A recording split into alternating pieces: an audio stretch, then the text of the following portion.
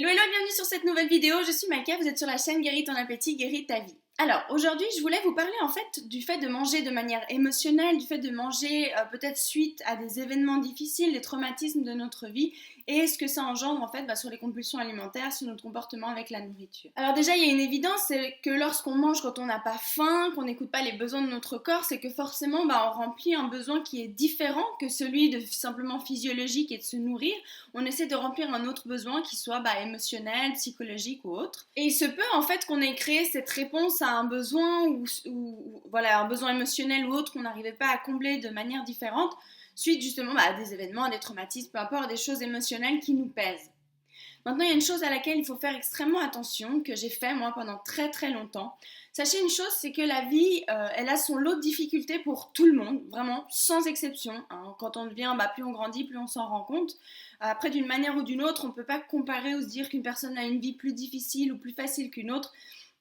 Après, bien sûr, il y a des événements qui sont extrêmement traumatisants, c'est un fait, il y a rien à dire là-dessus. Mais sachez une chose, c'est que la vie peut être difficile pour la plupart des gens. Tout le monde vit des choses difficiles. Ce qu'il y a, c'est que nous, quand on s'accroche à ces événements difficiles, à notre passé, ou moi, ce que je faisais beaucoup, c'était toujours me dire, ah oui, mais moi, mon enfance, vu qu'elle a été plus difficile, du coup, voilà, c'était un peu une bonne excuse pour manger. Enfin, toujours me disais, oui, bon, moi, j'ai un peu de poids en trop, enfin, j'ai du poids même en trop, je suis pas bien dans mon corps, mais bon, c'est parce que moi, mon enfance, elle a été difficile. Parce que j'ai eu des traumatismes dans mon enfance. Le problème avec ça, c'est que tant qu'on s'y accroche, tant qu'on s'y attache et tant qu'on y croit à notre histoire, du coup, on n'a aucune raison de sortir de nos compulsions alimentaires. Et surtout, on va pas le faire parce que du coup, on se dit, non, mais bon, parce que moi. Alors, du coup, on se trouve toujours une excuse et on va pas se sortir de là. Mais qu'est-ce que ça veut dire? Ça veut dire quoi? Parce qu'il s'est passé un événement dans notre vie, même aussi traumatisant qu'il soit, est-ce que ça veut dire ça y est, notre vie est foutue du coup? Toute notre vie, on va pas la passer à souffrir ou à vivre des compulsions alimentaires, à vivre des trucs qu'on n'a pas envie, à ne pas avoir de pouvoir sur notre vie parce qu'il y a eu un événement difficile dans notre vie? Dit comme ça paraît un peu absurde. Après, je sais qu'au niveau émotionnel, c'est beaucoup plus difficile, il faut le surmonter, le surpasser. Mais ce que je veux dire par là, c'est que vraiment faites attention de ne pas tourner en rond là-dedans parce que au niveau, pour vous sortir des compulsions alimentaires, même pour vous créer une vie qui soit beaucoup plus agréable, beaucoup plus joyeuse, dans laquelle vous vous sentez mieux, c'est très important de commencer à sortir de cet état de victimisation. Et je sais ce que c'est parce que je vous dis, je l'ai fait pendant tellement longtemps, vraiment, à me trouver tout le temps des excuses. Et encore des fois, je le fais, je me mets en victime, je trouve des excuses pour des choses. Et je me dis, mais non, parce qu'au final, c'est moi que ça dessert. Souvent, en faisant ça, ce qu'on cherche, c'est la compassion des autres, c'est peut-être que les autres se rendent compte que c'est difficile pour nous, même pour nous-mêmes, de dire, c'est difficile pour moi, je ne sais pas comment le surmonter, donc du coup, je me dis que à cause de mes émotions, à cause de tel événement, ça a été tellement dur que j'arrive pas à surmonter.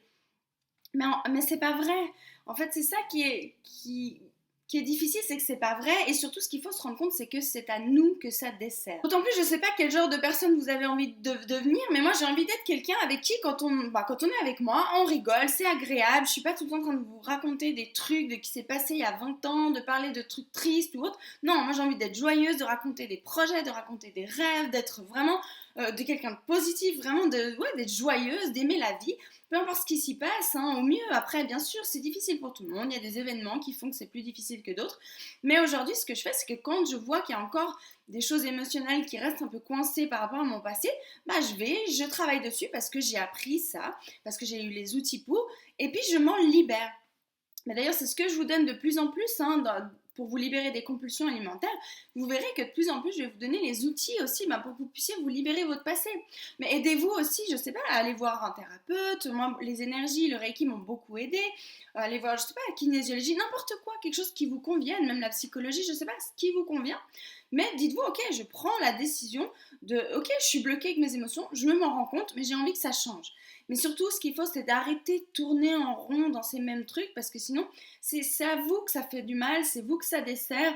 Les gens vont vous écouter un petit moment, mais au bout d'un moment, c'est plus intéressant d'entendre toujours les mêmes histoires. Et même pour vous, quand vous trouvez des excuses, du coup, ça fait que vous vous sentez victime, et vous vous sentez victime dans votre vie, ça veut dire que vous n'avez pas de pouvoir sur votre vie, que vous avez l'impression de subir tout le temps tout ce qui se passe. Et c'est là où c'est extrêmement dur pour vous-même. Surtout, sachez une chose, c'est que, de nouveau, c'est extrêmement important d'apprendre à s'aimer, à avoir de la compassion pour nous-mêmes, parce que ce qu'on va chercher là-dedans, souvent, en restant dans notre émotionnel, en restant un peu en forme de victime, c'est qu'on va chercher à ce que les autres aient de la compassion pour nous, aient de l'amour pour nous, aient de la compréhension pour nous.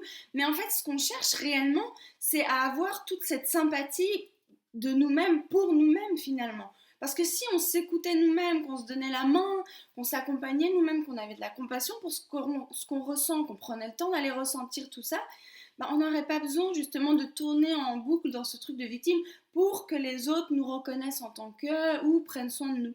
On a besoin vraiment d'apprendre à prendre soin de nous tout seul pour arrêter de rechercher tout le temps ça à l'extérieur. Mais de le rechercher à l'extérieur, que ce soit au niveau émotionnel auprès des autres ou auprès de la nourriture. En fait, ce que je trouve qui est impressionnant, c'est que quand on commence à remplir ces trous qu'on a, enfin pour moi je le visualise comme ça, comme ces trous émotionnels qu'on a suite à plein de choses, hein. Il y a plein de choses qui font que il y a ces trous émotionnels qui se créent, mais plus on arrive à les remplir par nous-mêmes, l'estime de soi, la confiance en soi, l'amour pour soi, la compassion, tous ces petits trous-là, ils commencent à être remplis et ils n'ont plus besoin d'être remplis par l'extérieur, par la nourriture, par la dépendance aux autres, par toutes ces choses-là. Et ce qui fait qu'on se sent tellement mieux au final et naturellement les compulsions s'arrêtent. Voilà, donc ce que j'aimerais vraiment maintenant dans cette vidéo, ce que je vous recommande, c'est de vous observer. Observez-vous dans votre vie de tous les jours. Est-ce que régulièrement vous répétez ou vous revenez à des événements de votre passé qui vous ont fait souffrir? Est-ce que vous tournez peut-être dans certaines excuses que vous vous trouvez? Le but n'est pas de vous blâmer ni de vous critiquer, c'est juste de vous rendre compte de ce que vous faites pour juste éviter de rester dedans en fait, pour vous aider à en sortir. Par exemple, vous pourriez dire, je mange tout le temps du chocolat parce que, je sais pas moi, ma grand-mère est décédée quand j'étais petite et puis du coup, ça m'a manqué, alors, puis elle aime bien le chocolat, alors du coup, je mange du chocolat. Par exemple, faites juste attention à ce que vous êtes en train de vous répéter à longueur de journée. Ou vous dire, oui, mais bon, moi, j'ai eu des problèmes de poids parce que à tel âge, il m'est arrivé tel truc. Sans vous juger, mais juste prêter attention peut-être à certaines choses que vous répétez en boucle et qui peut-être vous maintiennent malheureusement dans ce comportement compulsif. Et à ce moment-là, prenez la décision de vous sortir de là, déjà vous-même, et regardez ce qui se passe. Si vous voyez que vous restez coincé, parce qu'émotionnellement, c'est pas toujours facile de s'en sortir comme ça, trouvez de l'aide, trouvez quelqu'un qui vous aide, qui vous accompagne et sortez de là. Ça va déjà beaucoup, beaucoup vous aider au niveau de vos compulsions alimentaires, mais pas seulement. Pour beaucoup d'autres choses dans votre vie, vous vous sentirez vraiment mieux. Voilà, j'espère que cette vidéo pourra vous aider. En tout cas, vraiment, dans chaque vidéo, prenez bien attention parce que je donne une clé tout le temps. Le but, c'est pas juste de vous dire des trucs. Le but, c'est que je vous dis un truc, mais après, je vous donne aussi une clé de comment faire pour commencer à en sortir surtout. Et le but, c'est que ça se stoppe pour vous aider à sortir de vos compulsions alimentaires, du malaise que ça crée. Voilà, donc j'espère que cette vidéo vous aidera. En tout cas, moi, je suis tout cœur avec vous et je sais que vous pouvez y arriver. J'ai réussi, vous pouvez y arriver aussi. Il n'y a pas que moi d'ailleurs, il y a plein d'autres gens qui ont réussi. Donc vraiment, vraiment, vous pouvez y arriver. Croyez en vous et surtout, sachez que votre vie va largement s'améliorer. Je vous fais plein de bisous, je vous souhaite une merveilleuse journée. Je vous dis à très vite pour une prochaine vidéo. Ciao, ciao!